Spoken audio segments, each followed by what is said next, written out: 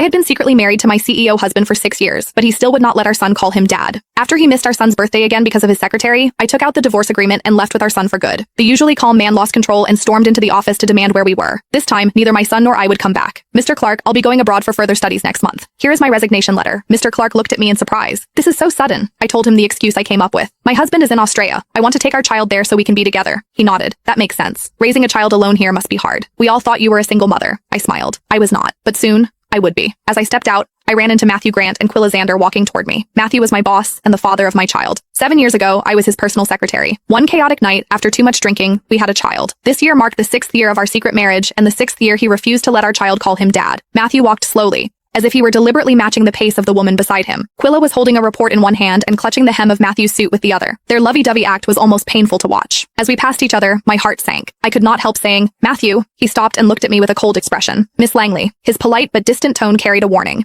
It was a reminder that this was the office. He was communicating that he was my boss and I was his employee. I understood what he meant and buried the feelings I had already been suppressing. "Mr. Grant." Matthew gave a small nod and kept walking, as if I were a stranger. I laughed bitterly at myself and swallowed the words about my resignation. He would not care anyway. My phone lit up. It was a message from my son on his smartwatch. "Mom, will Dad come home for my birthday?" I froze for a moment and instinctively looked back. I saw Matthew leaning down to speak gently to Quilla. Someone passed by and he instinctively shielded her. His eyes were full of tenderness. I suppressed the ache in my chest and texted Matthew. "Today is Tyler's birthday. Are you free tonight?" Across the hall, I saw him check his phone. Less than 3 seconds later, he put it down without a change in expression. As I looked at the unanswered message, I laughed bitterly at myself. I thought, "Whitney, get a grip. You should have known he would never love you. What were you even expecting?" I put my phone back in my pocket, took a deep breath, and walked away. I thought, "Matthew, soon you'll be free." After leaving the office, I went straight to Tyler's kindergarten to pick him up. As soon as he saw me, he said, "Mom, today's my birthday. Will Dad celebrate with me?" On the crowded street, my eyes filled with tears. "Your dad?" Before I could finish, my phone buzzed. Matthew had finally replied. "I'm free. I'll come home." A rush of joy hit me. I nodded eagerly. "Tyler, don't worry. Your dad will come home today." Tyler clapped and jumped into my arms, thrilled. After 6 years of marriage, this was the first time Matthew had agreed to celebrate Tyler's birthday. That night, I prepared a full meal, and Tyler finished his homework early.